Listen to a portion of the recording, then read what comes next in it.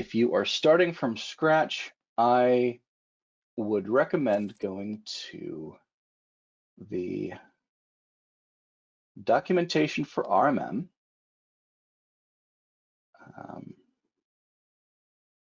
And let's go ahead and open that up. Go to the user guides here.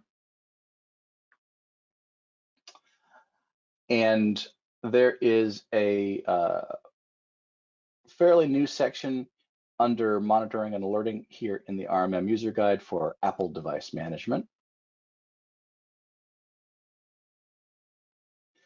And that will break down things like what you need to have both hardware and software wise, but also the steps to get connected with Apple Business Manager, get either yourself or your customers signed up with an Apple Business Manager ID, an account, getting the configuration profiles and so on. The short version of that would be to get signed into RMM and go to settings, then down here to Apple device management.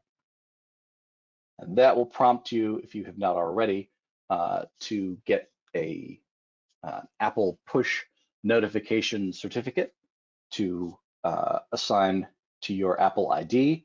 That is assuming you have an Apple ID, which means maybe step 0 would be to sign up for an Apple ID. But this will get you at least on the way to being able to deploy profiles through Apple device management in RMM. The slightly more complicated version is integration with Apple Business Manager, and that is going to require your customers to sign up with Apple and getting that Apple Business Manager account. And that's something that you can help them with, and we recommend you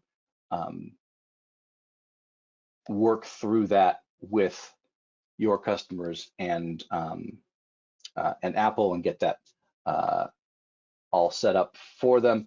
But in that way, they are the owner of those machines, and all of the devices and that's iPhones, iPads, Macs, even Apple TVs.